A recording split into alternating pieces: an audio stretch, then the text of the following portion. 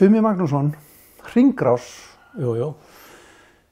vatnið, það fer algjörlega í hringi, við vitum það, og það er svona yrkisefnið þitt í þessu verki. Jú, þó að svona, þegar það talar hringrás vatnsins, þá sé nú vildur að tala eitthvað annað, sko, en ég svona leiði fossana í hring, þarna. Þeir fara svolítið aðra leið en venjulega.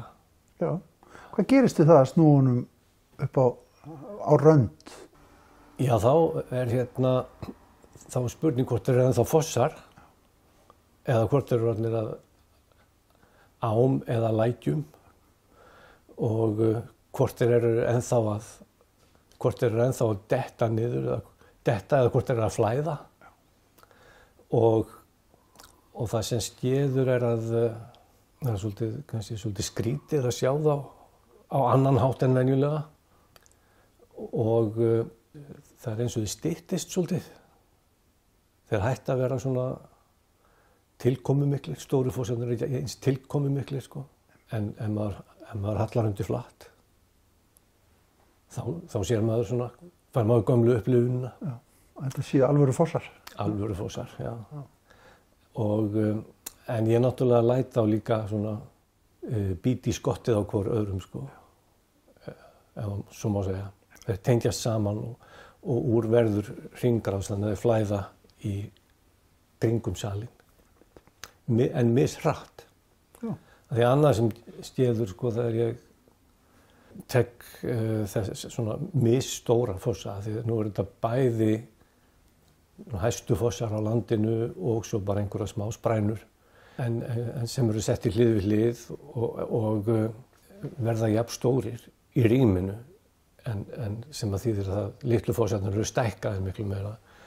En þá sér maður líka að litlu fossarnir fara mjög hratt, af því þetta er styttri vegalengd í rauninni, sko. Stóru fossarnir detta svona hægt og rólega.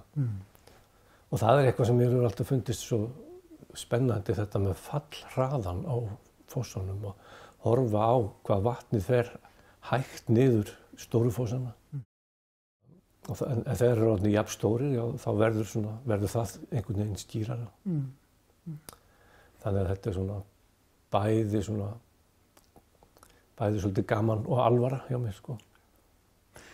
Þetta er í rauninni lítil frekar einföld hugmynd, já. Þannig séð að fara úr lóðréttu í lárétt. Einmitt, sko. En tæknilega örugglega mjög snúin, bara hvað var það samsetningu einhvern veginn á þessu rými? Já, það er svolítið púsluspil að koma þessu saman, sko. En hvernig fæðist svona lítil hugmynd? Ég man ekki alveg hvernig þetta kom til, en ég held að hafa nú bara verið þegar ég stóð fyrir framann einhvern foss og var að hugsa þetta með. Ég held með þessa upplifun af fallhraðanum og sem er fullkomlega eðlilegt að vatnið er að fara langa leið eða stutta leið, sko.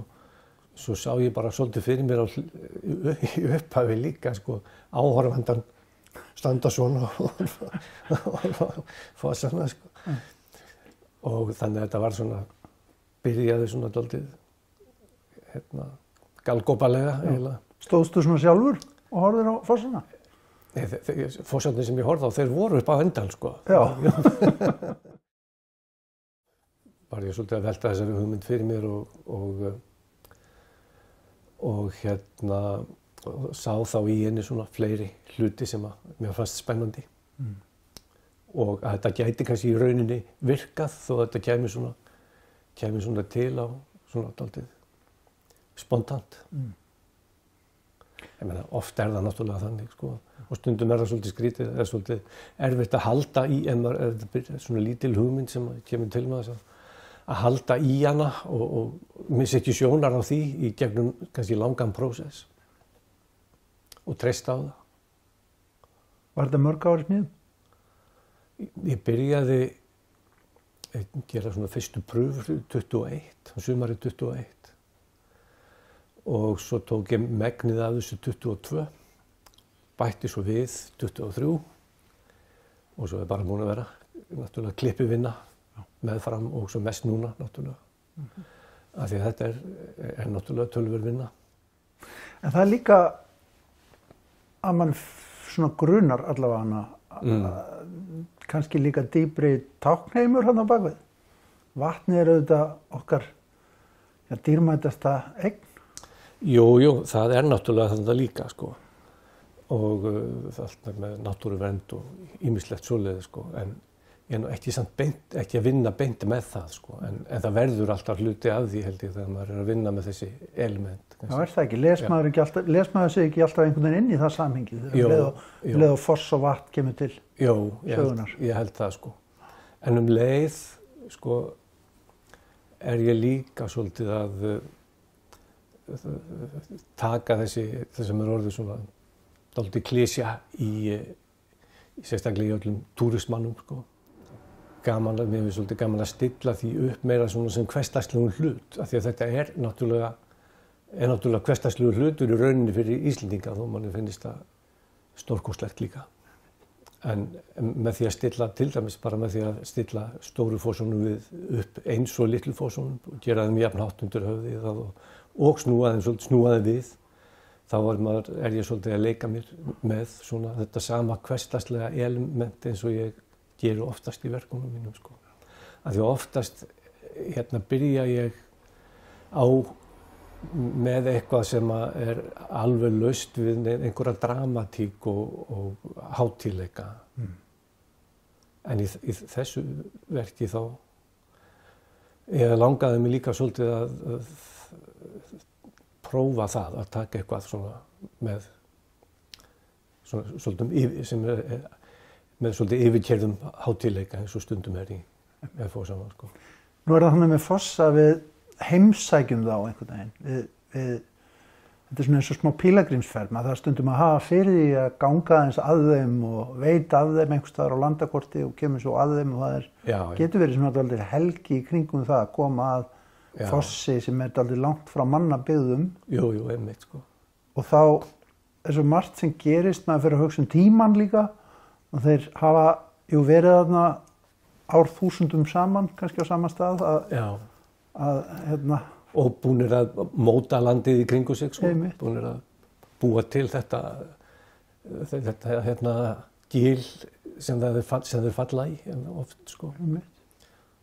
Við sko einhvern veginn horfum kannski á þá sem eins og þú segir, sko, sjálfsagðan hlut eða við Íslendingar, einhvern veginn, en þetta eru þetta einhvern veginn stórkostlegt og háheilagt. Þetta er nefnilega bæði, sko. Já. Og svo er þetta með, þú veist, smá sprænurnar eru líka fallegar og hafa til dæmis allt annað hljóð sem að þarna í rýminu verður jafn sterkt eins og hljóðið úr Háufoss, drunurnar úr Háufossunum, sko. Þá er þetta skemmtilega svona, jafnvel pínlítið fyndna dropahljóði í smásprænunum orðið jafn sterkt, sko. Blandast allt saman. Í vídeóverkum þínum þá hefur unnið og bara líka innsetningum og skúlptúrum og öllum mögulegu, þá hefur unnið mikið með hljóð og hljóðvist, eða ekki? Jú, það er í vídeónum mínu þá er yfirleitt hljóðið alveg jafn mikilvægt eins og myndin og líta á það svona eiginlega eins og sama hlutin bara, eða aðra hlið á sama efninu, sko. Og það bara einhvern veginn tilheyrir, finnst mér. Stundum vinn ég bara með hljóð líka, en ekki mikið með mynd án hljóðs hins vegar. Allavega ekki þessi síðustu ár. Já, en svo er ég náttúrulega oft í þessum vídeóverkum mínum að vinna eitthvað með tíma og að breyta oft hraðanum á vídeóm og þetta er oft innsetningar með mörgum vídeóum sem eru svona samhæfðar einhvern veginn þannig að tímarammanum er breytt þannig að hann passi saman í gegnum allar myndirnar með því að herða á og slaka á, hægja á vídeónum svona til skiptis og hljóðinu náttúrulega með, þannig að hljóði breytist, verður ýmist of djúpt eða of hátt. En eitthvað, það er einhver tímarammi sem að passa þá saman og þannig hefur það verið síðustu nokkuð mörg ár, sko. En í þessu verki þá fannst mér að ég þyrfti ekkert að breyta þessu. Náttúran alveg svona, efniviður í gegnum allt hjá þér, eða hvað? Eða svona... Nei, hún það nefnilega ekki mikið, sko. Nei. Ég hef aldrei unnið mikið með náttúruna. En við kannski langað til þess stundum. En ég hef ekki fundið einhvern veginn þá hlið sem að ég hefði viljað nota, af því að mér hefur alltaf fundist að það sé svo hætt við að detta onni í einhverja Íslandsklísju, sko, sem ég er ekki langar til að vera í, sko. En ég meina, aðrir hafa gert það og gert það vel, en það hefur ekki einhvern veginn gengið hjá mér fyrir en núna, kannski. Ég hef aðeins gert svoleiðis áður, einmitt upptöku af Læk, til dæmis, sem var nú sýndur hérna einhvern fyrir nokkrum árum, sko. En bara hljóðupptöku. En það hefur ekki verið mikið um náttúruna í verkunum mínum. Alltaf ekki svo í munni. Nei.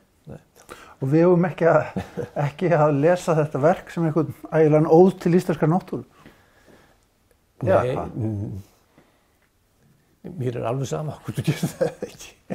Þú mátt það hefðu vilt. Bara fullkomið svar. Já. Og auðvitað okkar að gera hvað sem með lesturinn, það ekki? Jú, mér finnst það, sko. Já. En þetta hlýtur að vera einhver óður til náttúrunnar að einhverju leyti að því þetta náttúrulega myndir af fossum. En leið þá finnst mér ég verið að gera hana svona, annars verið að taka hana niður á stallinum og skoða hana meira sem hversdagslegan hlut sem hægt að gera ýmislegt við og leika sér með. Takk hérlega fyrir spjallið til mig. Takk sömuleiðis.